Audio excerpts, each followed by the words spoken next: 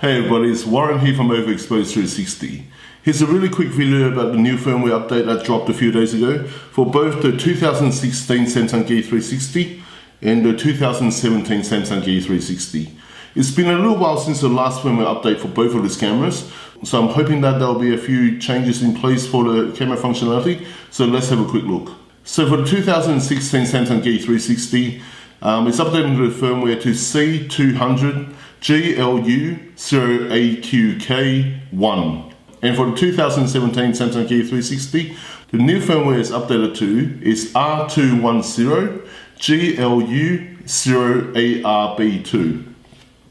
So let's quickly have a look at what changes is in place for the 2016 Samsung Gear 360. It's a 266 megabyte download, and what do you get for that? Not that much. Unfortunately, the only thing that is claimed to have changed in this update is applying a Bluetooth security patch, which is important, I suppose, but it doesn't sound like it actually fixed anything on the camera or improve any of the existing functionality, which is a shame. And for the 2017 Samsung Gear 360, it's a 215 megabyte download, and it actually does give you something new for your camera. It introduces the Google Street View mode for the 2017 Samsung Gear 360, which interestingly is always been existing on the 2016 Samsung Gear 360. But apart from this, there's actually no real other new update for the 2017 model either. So if you're someone who's been waiting and dying for Google Street View to come on your 2017 Samsung Gear 360, this is your lucky firmware.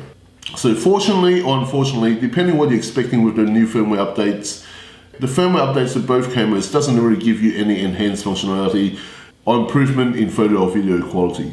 I know security patch for Bluetooth is important and you want to make sure you're secure and people can't hack into your camera or your phone, but in reality, how much are you risking with people hacking into that and accessing your photos? I mean, maybe it does stop people from hacking into your phone, maybe there's a loophole with people being able to hack into your phone via Bluetooth, but at the same time I would expect that to be an update on the mobile app itself and not just the firmware. So security patch aside, I was hoping for some new functionality, some new features or some enhancement of the existing photos or video quality, but unfortunately I'm not getting any, which is a shame because as compared to say the Xiaomi Mi Sphere, which gets firmware updates and app update quite frequently, and every single time there's something exciting to go back into, either be it by improving the mobile app, allowing you to do more things and features and function, or improving the quality of the photos and videos. The Xiaomi is hard to beat in that department, and I was hoping that Samsung would keep up to date with their cameras, trying to maximize the usage of these cameras as much as possible and get the community back on board with their 360 cameras. Another thing that a lot of you have noticed, and me included, since the last update of the firmware and the mobile app, it's a little bit slower to get into the gallery section of the Samsung Gear 360 mobile app. When I say a little bit slower, I mean a lot slower. And that may be dependent on how many photos you've got stored on the mobile app itself, but it is a pain and it takes a long time, at least for me, to actually browse into the gallery section and locks the camera up for me to actually shoot, which is really unacceptable. So I was hoping that this firmware update might have improved that situation. I did a quick check, as you can see here. It feels like it is a little bit faster, but maybe it's just wishful thinking. I don't think it is. It's still unbearably slow. It's still slower than what it should be. So hopefully Samsung will address that soon. And as per before, after you have entered in the gallery once, the second time going back into it is a lot faster. It's probably because it's been cached onto the phone and doesn't have to go and grab all the thumbnails again. So hopefully Samsung will address this issue soon.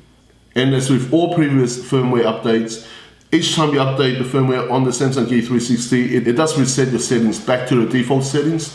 So make sure you do go back in and change all your settings to what you normally set it to. So the first thing that I do go into is make sure my video quality is set to 4K, because the default settings is at 2K. The other thing that I normally use, it may not apply to you guys, normally I turn the sound off when I'm recording, but that's my shooting style. And the other thing that I may sometimes turn on or off is just the LED lights. And that's kind of the main thing that I do go in to check. As much as I love both of these cameras, both the 2016 and 2017 Samsung Gear 360 and the Samsung Gear 360 in general, I'm starting to dream about the 2018 model. I know there's been a few rumors and images that have been online lately. I don't know how locked in those specs are and those images are. I think they're probably not the real specs. So I'm actually working on new videos to put down my wish list of what I expect from the 2018 Samsung Gear 360. I'm trying to be as realistic as possible. I'm not going to dream about things that is impossible for this price range.